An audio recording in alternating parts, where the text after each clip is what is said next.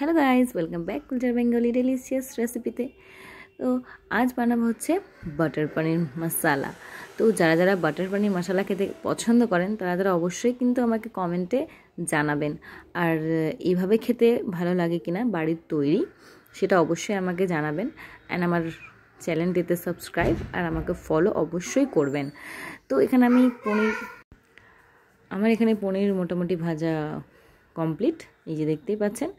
So এবার আবার এখানে পনির দিয়ে দিলাম, আর দিয়ে দিলাম হচ্ছে গোটা গরম মশলা, অ্যান্ড দিয়ে দিলাম হচ্ছে শুকনো লঙ্কা, আর দিচ্ছি হচ্ছে পেঁয়াজটাকে আমি খুব কুচি কুচি করে কাটিনি।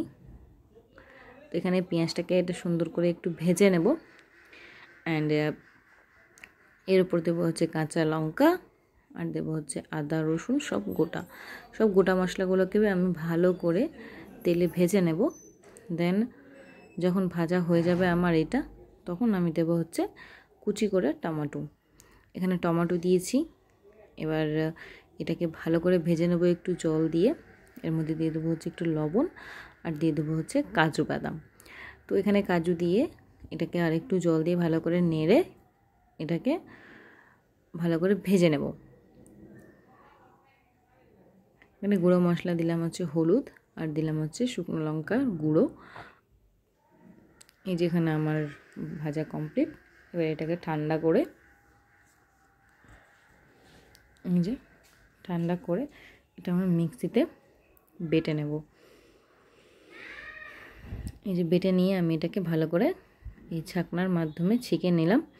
ছেঁকে নিয়ে আমি আমার এটি বেরিয়েছে। এবার আমার বাটার পনির মশলা মোটামুটি কমপ্লিট। তো আবার এটাকে আমি একটু তড়কা মারবো। তো তড়কা মারার জন্য আমি এখানে কুচি কুচি পেঁয়াজ নিয়েছি, অ্যান্ড নিয়েছি হচ্ছে এখানে দেবো হচ্ছে একটু লঙ্কা গুঁড়ো। একটা ভালো করে এটাকে মিক্স করে এই যে এখানে এবার আমার এই গ্রেভিটা এখানে দিয়ে দেব। এখানে গ্রেভিটা দেওয়ার পর এটা ভালোভাবে নেড়ে চেড়ে এখানে ফুটিয়ে নেব এটাকে।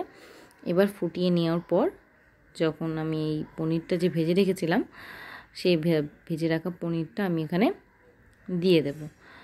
তো আমি মাঝে মধ্যে ভেজেও দিই পনির, আবার না ভেজেও দিই। তো আমি এটা ভেজেছি, একটু ভেজে আমি এখানে পনিরটা ইউজ করেছি। তো এখানে আমার মোটামুটি এটা ফুটে গেলে কমপ্লিট। এই যে লাস্টে দেব হচ্ছে একটু মধু দিয়ে এখানে আমি রান্নাটা ফিনিশ করব।